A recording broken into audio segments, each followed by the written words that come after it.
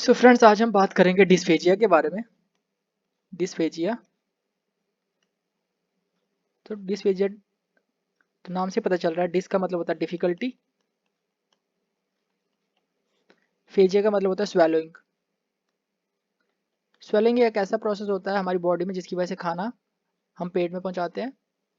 इस प्रोसेस में अगर डिफिकल्टी हो जाए तो उसे कहते हैं डिस्फेजिया। डिस्फेजिया क्या होता है? जब भी मरीज खाना खाता है, उसको खाना खाने में किसी भी प्रकार की कोई तकलीफ हो, खाना अंदर ना जा पाए, फूड पाइप के रास्ते नीचे पेट में ना पहुंच पाए, उसे कहते हैं डिस्फेजिया, डिफिकल्टी इन स्वेलिंग। वैसे एक टर्म और आती है जिसे कहते हैं ओडाइनोफेजिया। ओडाइनोफेजिया, ओडाइनोफेजिया, ओडाइनो का मतलब होता है पेन और फेजिया का मतलब होता है swelling. Pain in swelling, pen during swelling. अगर किसी मरीज को जब वो खाना खाता है उसको पेन होता है तो उसे कहते हैं ओडाइनोफेजिया। तो ओडाइनोफेजिया भी एक टर्म अलग से आता है जिसमें पेन होता है मरीज को खाना खाने के दौरान। वाइल डिस्फेजिया जो होता है उसमें डिफिकल्टी होता है। वो डिफिकल्टी किसी प्रकार का भी हो सकता है, उसमें पेन भी आ सकता है। डिस्फेजिया के बारे में आज हम डिस्कस करेंगे। उसके कारण के बारे में हम देखेंगे क्या क्या कारण होते हैं। इस लेक्चर में हम उसके कारण के बारे में डिस्कस करेंगे। इसके कारण है वो दो हिस्सों में डिवाइड किया जाता है। एक तो कारण रहता है ओरोफेरेंजियल डिस्पेजिया जिसे कहते हैं। ओरोफेरेंस के बारे में भी बात करेंगे थोड़ी देर में। ओरोफेरेंजियल डिस्पेजिया, ओरोफेरेंजियल डिस्पेजिया रहता है। और एक रहता है ईसोफेजियल डिस्पेजिया। ईसोफेगस हमारा फूड पाइप होता है जिसके रास्ते खाना नीचे जाता है हमारे पेट में। तो दो प्रकार के डिस्पेजिया के कारण होता है, एक तो ओरोफेरेंस में कोई प्रॉब्लम है और एक तो ईसोफेगस में कोई प्रॉब्लम है। तो अब हम देखते हैं कि ओरोफेरेंस कौन सा एरिया है इस डायग्राम में। ये हमारा सॉफ्ट पैलेट है। सॉफ्ट पैलेट के नीचे से ओरोफेरिंक्स स्टार्ट हो जाता है और ये जो मैंने जिसको लेबल कर रहा हूँ ये हमारा एपिग्लॉटिस है। एपिग्लॉटिस, एपिग्लॉटिस के ऊपर से और सॉफ्ट पैलेट के नीचे से ये सारा एरिया जो रहता है, ये वाला यहाँ से लेके यहाँ तक, ये सारा ओरोफेरिंक्स का एरिया रहता है। ओरोफ्रेंजल भी कहते हैं इस एरिया को। तो इस एरिया में अगर कोई प्रॉब्लम हो जाए तो उसे कहते हैं ओरोफ्रेंजल डिस्पेजिया। तो मैं आपको एपिग्लॉटिस के बारे में, इसका फंक्शन के बारे में एक बार बता दूं, क्योंकि इसका फंक्शन जानना इंपॉर्टेंट है। इसका काम क्या होता है? जब फूड हमारी बॉडी में आता है, नॉर्मली नॉर्मली क्या होता है, जब फूड आता है ऐसे करके जाता है, तो फूड ये हमारा इसोफेगस रहता है यहाँ पे। इसोफेगस, तो नॉर्मली जो फूड आता है वो इसोफेगस में जाता है नॉर्मली।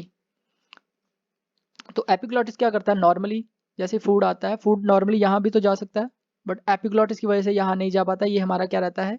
ये ट्रेकिया रहता है, यानी कि एयर पाइप रहता है, यानी कि ऑक्सीजन के लिए रास्ता होता है। ये ट्रेकिया जो होता है ऑक्सीजन के लिए रास्ता होता है। यहाँ नीचे हमारे लंग्स होते हैं, फेफड़े होते हैं, लंग्स। तो नॉर्मली क्या होता है, एपिग्लॉटिस इसको क्लोज कर देता है ऐसे करके, बंद हो जाता है ऐसे करके। तो ये वाला जो ओपनिंग था वो क्लोज हो जाता है जब फूड आता है। तो फूड उसकी वजह से यहाँ नहीं जा पाता, फूड यहाँ यहाँ पे नॉर्मली जाता है। तो एपिग्लॉटिस का बहुत इंपॉर्टेंट फंक्शन रहता है। अगर एपिग्लॉटिस खराब हो जाए तो क्या होगा? फूड जो है हमारे फेफड़ों में चले जाएगा, जो नॉर्मली नहीं जाना चाहिए। अगर फूड जो है फेफड़ों में चला गया उससे डेथ भी हो सकता है मरीज का। तो ये इंपॉर्टेंट फंक्शन रहता है एपिग्लॉटिस का।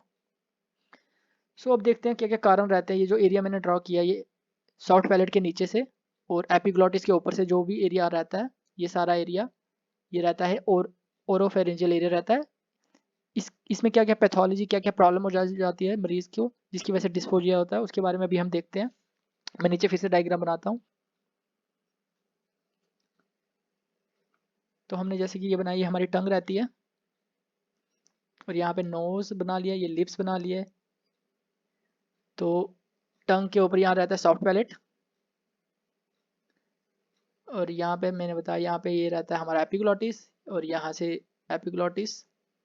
नॉर्मली एपिग्लॉटिस ऐसे करके क्लोज होता है तो फूड जो है यहाँ नहीं जा पाता, यहाँ ऑक्सीजन जा पाता है। ऑक्सीजन नॉर्मली जाना चाहिए और नीचे हमारे फेफड़े होते हैं। ये हमने डायग्राम ऊपर दिखाया। और क्या होता है कि जो ये जो ट्रेकिया रहता है इसके पीछे रहता है हमारा फूड पाइप, ईसोफेगस जिसे कहते हैं। ये हमारा ईसोफेगस आ गया। ईसोफेगस नीचे जाके बनाता है हमारा स्टोमक में, ओपन होता है नीचे, ये रहता है हमारा ईसोफेगस, यानी कि फूड पाइप। तो इसके ऊपर जो होता है, इसके पीछे जो मसल रहता है उसे कहते हैं क्रिकोफ्रेंजियस मसल। क्रिकोफेरेंजियस, क्रिको फेरेंजियस मसल रहता है, मसल होता है ये।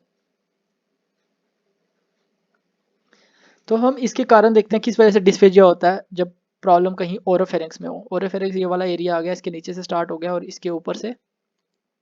तो क्या क्या कारण हो सकते हैं? सबसे पहले तो यहाँ पे टॉन्सिल होते हैं, यहाँ पे सॉफ्ट पैलेट के आसपास, यहाँ पे। अगर सपोज करो टॉन्सिल बहुत बड़े हो जाए, सपोज करो, तो जो भी ये मरीज खाना खा रहा है, ये सपोज करो फूड पार्टिकल है, फूड पार्टिकल है, फूड, ये जैसे फूड आ रहा है, आ रहा है, आ रहा है, आ रहा है, अगर ये ज़्यादा बड़े हो जाए सपोज करो, तो यहाँ पे जगह नहीं मिलेगा खाना को जाने को। तो यहाँ जगह नहीं मिलेगा तो पेशेंट को डिस्फेजिया हो जाएगा, तो फूड नहीं जा पाएगा। तो एक कंडीशन रहता है जैसे टॉन्सिलर एनलार्जमेंट जिसे कहते हैं। टॉन्सिलर एनलार्जमेंट, बड़े हो जाते हैं टॉन्सिल, बच्चों में देखा जाता है ये ज़्यादातर टॉन्सिलर एनलार्जमेंट। ये बड़े क्यों हो जाते हैं? क्योंकि इन्फेक्शन हो जाता है या इन्फ्लेमेशन हो जाता है, जख्म हो जाता है टॉन्सिल में, जिस कंडीशन को कहते हैं tonsillitis. Tonsillitis, itis means inflammation. तो ऐसे मरीजों को पेन भी होता है जब वो खाना खाते हैं। ज़्यादातर बच्चों में ही होता है, ये बड़े हो जाते हैं और खाना अंदर नहीं जा पाता है, तो बहुत दिक्कत होता है उनको खाना खाने में, बहुत दर्द होता है इनको गले में। तो एक कारण रहता है टॉन्सिलर एनलार्जमेंट। दूसरा कारण जो टोबैको खाते हैं, टोबैको खाने से क्या होता है कि ये जो टंग है, ये टंग ड्रा है, टंग ड्रा किया मैंने, ये टंग की ग्रोथ हो जाती है, इसमें कैंसर हो जाता है और ये ऐसे ऐसे बड़ा हो जाता है। अगर ये बड़ी हो जाए तो फूड पार्टिकल नहीं जा पाएंगे आगे। तो जो टोबैको खाते हैं उनको ध्यान रखना चाहिए कि उनको कैंसर हो सकता है टंग का, जिसकी वजह से उनको डिस्फेजिया हो सकता है। सो टंग का कैंसर अगर हो जाए तब भी डिस्फेजिया हो सकता है। सो ये दूसरा कारण था डिस्फेजिया होने का। और ओरोफेरेंजियल काजेज, ये मैं अभी ओरोफेरेंजियल काजेज बता रहा हूँ, ओरोफेरेंजियल डिस्फेजिया के बारे में बता रहा हूँ। तो ये सारा एरिया और ओरोफेरिंक्स का है, ओरोफेरेंजियल एरिया है। तो टॉन्सिल एनलार्जमेंट हो गया, टंग का कैंसर हो गया। एक पैथोलॉजी और होता है, कभी कभी क्या होता है कि यहाँ पे एक जाला बन जाता है, इस एरिया में सर्वाइकल वेब जिसे कहते हैं, यहाँ पे जाला बन जाता है। तो वो भी एक कारण रहता है। तीसरे नंबर पे उसको देखते हैं, सर्वाइकल वेब कहते हैं उसको, उसमें भी फूड नीचे नहीं जा पाएगा। सर्वाइकल वेब जैसे घरों में भी तो देखते हैं ना हम, जैसे हमारे घरों में छतों में एक जाला टाइप बन जाता है कोनों में, वैसे एक वेब जो है वो हमारे इसोफेगस में बन जाता है, इसोफेगस नहीं सॉरी, इस ओरोफेरेंजियल एरिया में बन जाता है, जिसे हम कहते हैं सर्वाइकल वेब। तो ये तीसरा नंबर का कारण हो गया। उसके बाद क्या होता है कि एक एक बीमारी और होता है, जैसे ये हमारा मसल है क्रिकोफ्रेंजियस मसल, क्रिकोफ्रेंजियस मसल जो होता है वो वीक हो जाता है, वीक हो जाता है। अगर ये वीक हो जाए तो इसमें क्या होता है, एक आउट पोचिंग सी निकल जाती है, ऐसे करके, ऐसे करके आउट पोचिंग निकल गई। तो जो भी ये खाना खाएगा मरीज, सपोज करो इसका ये नॉर्मली टॉन्सिल एनलार्ज नहीं है, तो जो भी ये खाना खाएगा मरीज, वो खाना इसके अंदर चले जाएगा, पाउच के अंदर। तो ये भी एक कारण रहता है डिस्फेजिया होने का, डिफिकल्टी हो जाती है ऐसे मरीज को, जो भी खाना खाते हैं वो उनका पाउच में चला जाता है, तो उनको पता नहीं चलता, इनको दिक्कत होता है। तो इस बीमारी को कहते हैं हम जिंकर्स डायवर्टिकुलम। तो मैं यहाँ लेबल करना चाहता हूँ जिंकर्स डायवर्टिकुलम, इस बीमारी को, ये पोच जो बना है इसे कहते हैं जिंकर्स डायवर्टिकुलम, जिंकर्स डायवर्टिकुलम। तो ये चौथे नंबर पे था। तो ये कुछ काजेज होते हैं ओरोफ्रेंजियल डिस्फेजिया के, यानी कि प्रॉब्लम कहीं ना कहीं इस एरिया में है, ये वाला एरिया यहाँ से लेके यहाँ तक। तो क्या क्या काजेज देखे हमने? हमने देखा एक तो टॉन्सिलर एनलार्जमेंट था, दूसरा टंग का कैंसर था, तीसरा सर्वाइकल वेब था, चौथा जिंकस डायवर्टिकुलम था। तो ये सारे काजेज थे ओरोफ्रेंजियल। अभी हम देखेंगे इसोफेजियल में क्या क्या प्रॉब्लम होता है जिसकी वजह से डिस्फेजिया होता है। सो मैं यहाँ पे इसोफेजियल काजेज देखेंगे अभी हम। तो ये मैं ड्रा कर रहा हूँ इसोफेगस, इसोफेगस नीचे जाके हमारे पेट के साथ जुड़ती है, जिसे कहते हैं हम स्टोमक। यहाँ पे स्टोमक होता है, स्टोमक को हम गैस्ट्रो भी कहते हैं, गैस्ट्रो। और ये हमारा आ गया इसोफेगस। और ये जो जंक्शन होती है यहाँ पे डायफ्राम पर प्रेजेंट होता है, डायफ्राम, डायफ्राम एक एरिया होता है जो हेल्प करता है यहाँ पे इस पे प्रेशर बनाए रखे, ताकि जो स्टोमक का खाना हो वो वापस ना चला जाए, तो ये यहाँ पे प्रेशर बना के रखता है डायफ्राम। ये डायफ्राम हो गया। तो ये जो एरिया रहता है ये वाला, इसे कहते हैं जंक्शन होता है ये, इसे कहते हैं गैस्ट्रो, गैस्ट्रो मीन्स ये वाला, और इसोफिजियल ये वाला, गैस्ट्रो इसोफिजियल जंक्शन।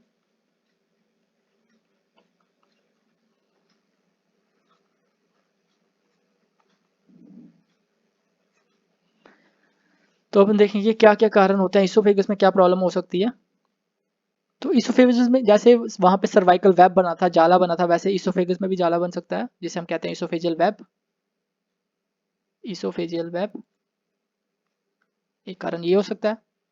दूसरा कारण हो सकता है कि इसोफेगस में इन्फ्लेमेशन हो जाए, जख्म हो जाए, तो उसे कहते हैं हम इयोसिनोफिलिक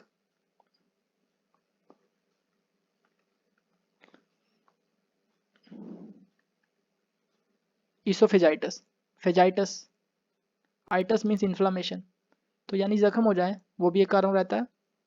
सो क्या क्या कारण डिस्कस किए, इसोफेजियल वेब जाला बन गया, ये जाला बन गया, और इसोफिनिक इयोसिनोफिलिक इसोफेजाइटिस, ये ज़्यादातर इयोसिनोफिल आए हैं, इयोसिनोफिल वहाँ मिलते हैं जहाँ एलर्जी होती है, तो ये एक एलर्जिक इन्फ्लामेशन रहती है, तो एलर्जी में मिलता है।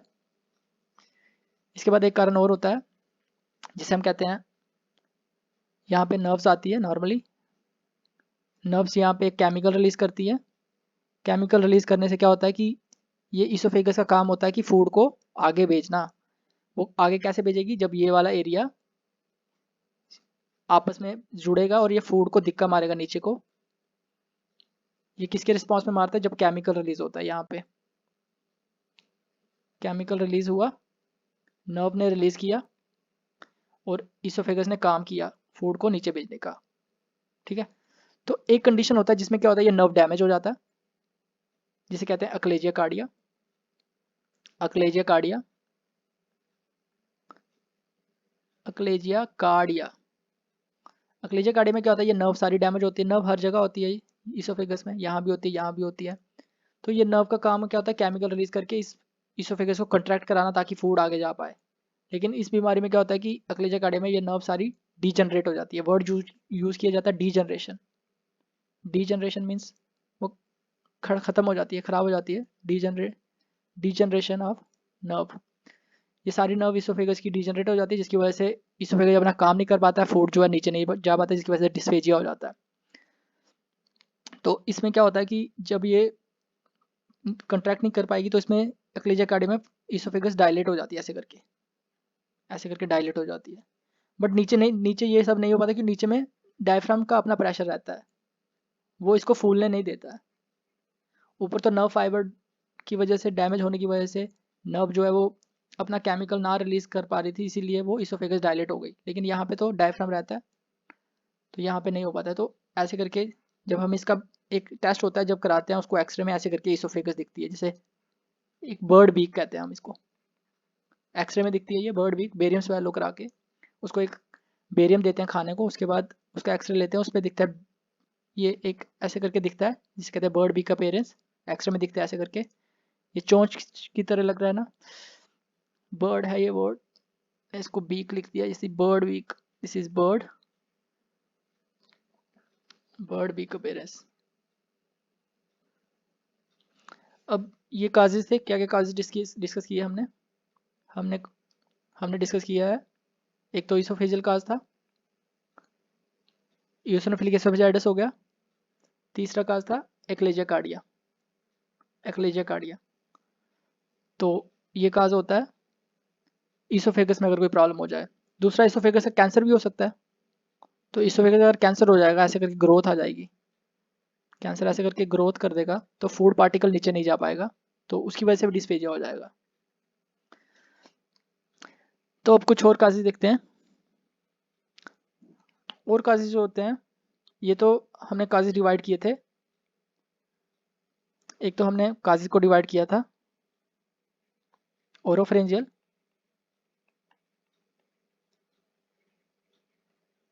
और इसोफेजियल।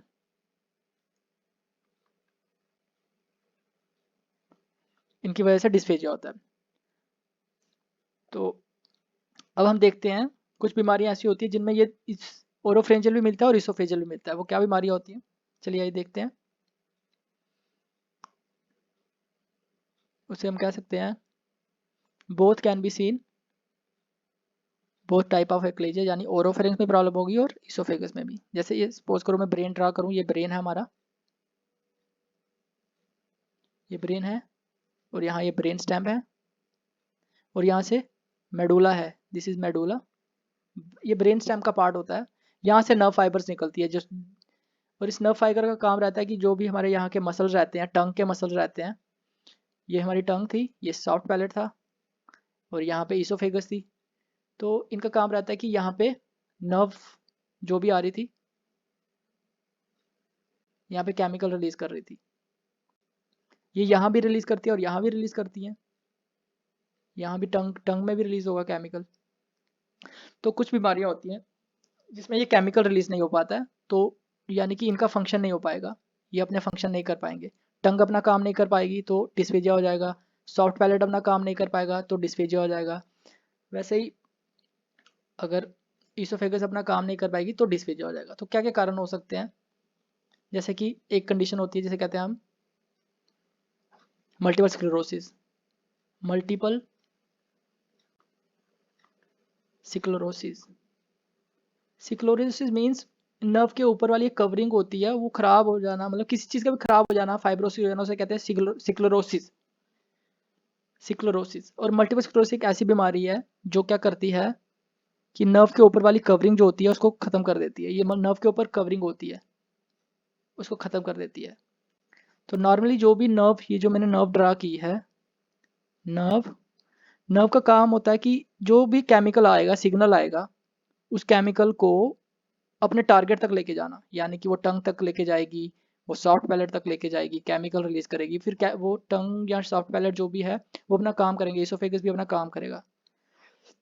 लेकिन अगर किसी का ये नर्व फाइबर का यानी कि कवरिंग खराब हो गई, जैसे हमारे मोबाइल के कवर भी होते हैं कभी कभी खराब हो जाते हैं, तो उसमें मोबाइल अंदर से डैमेज हो जाता है, वैसे ही ये कवरिंग अगर खराब हो गई तो नर्व डैमेज हो जाएगी, नर्व अपना केमिकल जो होती है केमिकल रिलीज नहीं कर पाएगी, तो ये जो नॉर्मल फंक्शन होता है इसोफेगस का, ये जो इसोफेगस है अपना काम नहीं कर पाएगी, टंग अपना काम नहीं कर पाएगा, सॉफ्ट पैलेट अपना काम नहीं कर पाएगा।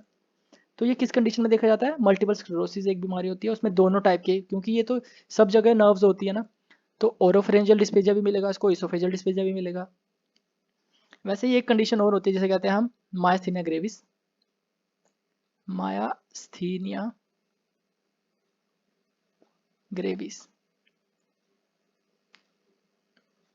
ये भी एक कंडीशन होती है, ऑटोइम्यून कंडीशन होती है। इसका मतलब यह है कि इसमें क्या बनती है, एंटीबॉडी बनती है। एंटीबॉडी किसके अगेंस्ट बनती है, रिसेप्टर के अगेंस्ट। वो रिसेप्टर होते हैं एसिटाइकोलिन रिसेप्टर, ACH लिखते हैं हम शॉर्ट फॉर्म में। अब इसके बारे में बताता हूँ ये कैसे होता है। तो नॉर्मली ये जो केमिकल, सपोज यहाँ पे टंग पे केमिकल रिलीज हो रहा है, एसिटाइकोलिन रिलीज हो रहा है, नर्व केमिकल रिलीज कर रही थी तभी तो वो काम कर रहा था, अपना टंग काम कर रहा था, सॉफ्ट पैलेट काम कर रहा था, इसोफेगस काम कर रहा था। अब ये केमिकल जो रिलीज किया, और केमिकल रिसीव करने के लिए टंग में मसल में रिसेप्टर होते हैं, ये टंग का मसल है, टंग के मसल में रिसेप्टर पड़ा हुआ है, इसे कहते हैं हम एसिटाइकोलिन रिसेप्टर, ठीक है। तो मायस्थीनिया ग्रेविस में क्या होता है कि ये बन जाता है, इसे कहते हैं ऑटो एंटीबॉडीज, ऑटो एंटीबॉडीज बन जाती है, auto antibodies, auto antibodies. Auto antibodies का मतलब है कि अपने रिसेप्टर के अगेंस्ट, मीन्स अपने सेल के अगेंस्ट एंटीबॉडी बन जाना, मीन्स ये आई एंटीबॉडी ऐसे करके बन जाएगी, इसको डिस्ट्रॉय कर देगी, यानी कि इसको डिस्ट्रॉय कर देगी, इसको खा जाएगी। तो ये जो केमिकल है नॉर्मली इसको इसके साथ कंबाइन करना था, अब ये इसके साथ कंबाइन नहीं कर पाएगा, ये ऐसे घूमता रहेगा। अगर ये इसके साथ जुड़ ही नहीं पाएगा, टंग के साथ जुड़ ही नहीं पाएगा, टंग के मसल के साथ, तो टंग अपना काम नहीं कर पाएगी, और अगर टंग अपना काम नहीं कर पाएगी तो स्वेलिंग का प्रोसेस नहीं हो पाएगा। ये सिर्फ टंग के लिए एप्लीकेबल नहीं है, ये सॉफ्ट पैलेट के लिए भी एप्लीकेबल है, इसोफेगस के लिए भी एप्लीकेबल है, और वहाँ और कहीं भी जहाँ भी नर्व और मसल का जंक्शन रहता है, नर्व या मसल जहाँ भी रहता है वहाँ पे रहता है। तो ये तो फिर ओरोफेरेंजियल डिस्फेजिया भी करेगा ऑब्वियसली, तो इसोफेजियल डिस्फेजिया भी करेगा। तो ये दोनों डिस्फेजिया होते हैं इसमें। वैसे ही अभी हमने क्या क्या बात किया, हमने किया एक मल्टीपल स्क्लेरोसिस बीमारी था जो दोनों प्रकार के डिस्फेजिया करता है, मायस्थीनिया ग्रेविस के बारे में डिस्कस किया। वैसे ही कभी कभी क्या होता है कि ट्यूमर हो जाता है यहाँ का, ब्रेन का अगर ट्यूमर हो गया वो वैसे ही नर्व फाइबर डिस्ट्रॉय हो जाता है, ये देखो नर्व सारा डिस्ट्रॉय हो गया, और नर्व अब अपना काम नहीं कर पाएगा, अगर नर्व काम नहीं कर पाएगा तो सिग्नल रिलीज नहीं हो पाएगा यहाँ पे, और सिग्नल अगर रिलीज नहीं हो पाएगा तो इसोफेगस अपना काम नहीं कर पाएगा, सॉफ्ट पैलेट काम नहीं कर पाएगा, टंग काम नहीं कर पाएगा। तो ये सारा ऑपरेटर जब काम ही नहीं कर पाएगा तो पेशेंट को डिस्फेजिया हो जाएगा। तो ये सारे काजेज होते हैं डिस्फेजिया के। तो एक बार फिर से देख लेते हैं क्या क्या काजेज मैंने डिस्कस किए डिस्फेजिया के। सबसे पहले हमने बताया डिस्फेजिया एक डिफिकल्टी इन स्वेलिंग होता है। डिफिकल्टी इन स्वेलिंग, इसमें कारण होते हैं ओरोफ्रेंजियल और इसोफेजियल। ओरोफ्रेंजियल में हमने बात किया कि अगर टॉन्सिल बड़े हो जाए, फिर मैंने बात किया कि टंग का कैंसर हो जाए, फिर बात किया सर्वाइकल वेब बन जाए, कोई जाला बन जाए, इसके बाद बात किया कि कोई पोच बन जाए जिसको जेनकर डायवर्टिकुलम कहते हैं। तो ये ओरोफेरिंक्स के कारण थे। इसके बाद इसोफेगस में चले गए थे हम। इसोफेगस में हमने देखा जैसे ही इसमें भी वेब बन सकता है, जाला बन सकता है, इसमें कुछ जख्म हो सकते हैं जिसे एलर्जी की वजह से, जिसे कहते हैं यूसोफिलिक एसोफेजाइटिस। उसके बाद हमने बात किया एक्लेजिया कार्डियक, जिसमें पूरे के पूरे नर्व सभी के डैमेज हो जाता है इसोफेगस के, जिसकी वजह से इसोफेगस डायलेट कर जाती है और उसको हम बेरियम स्वेलो में बर्ड बीक मिलता है। ये बेरियम स्वेलो में मिलता है, ये एक इन्वेस्टिगेशन होता है बेरियम स्वेलो, उसमें मिलता है ये बर्ड बीक बेरियस। उसके बाद ये था एक्लेजिया कार्डियक के बारे में। और उसके बाद हमने बात किया कि कुछ काजेज होते हैं जिसमें दोनों टाइप के डिस्फेजिया मिलते हैं, ओरोफ्रेंजियल भी मिलता है, इसोफेजियल भी मिलता है। वो तब मिलता है जब प्रॉब्लम कहीं ब्रेन में ट्यूमर हो गया, सपोज करो ये मैं इसको लेबल कर दूँ, ये ब्रेन ट्यूमर होता है, ब्रेन स्टेम का ट्यूमर या ब्रेन ट्यूमर जो भी है, क्योंकि ब्रेन स्टेम से जो होती है हमारी नर्व फाइबर्स निकलती है। ब्रेन स्टेम ट्यूमर, यहाँ का कैंसर होता है, जो ट्यूमर को कैंसर भी कहते हैं। 1 2 3। तो ब्रेन स्टेम के बारे में बात किया हमने। मल्टीपल स्क्लेरोसिस, जिसमें पूरा नर्व का कवरिंग डिस्ट्रॉय हो गया था, ये भी ऑटोइम्यून प्रोसेस से डिस्ट्रॉय होता है। वैसे मार्थिनिया ग्रेविस में रिसेप्टर डिस्ट्रॉय हो गए थे, ये वाले रिसेप्टर थे, इसे कहते हैं एस्टाइकोलिन रिसेप्टर, ये डिस्ट्रॉय हो गए थे। तो ये जो एस्टाइकोलिन जो केमिकल अपनी जगह काम करना था वहाँ नहीं कर पा रहा था, यहाँ नर्व अपना काम नहीं कर पा रही थी, तो यहाँ नर्व पूरी डिस्ट्रॉय हो जा रही थी। तो ये सारे कारण होते हैं डिस्फेजिया के। तो अगर आपको वीडियो अच्छा लगा हो, समझ आया हो, तो कृपया सब्सक्राइब करें। And thank you for watching. Thank you and keep smiling. Keep smiling.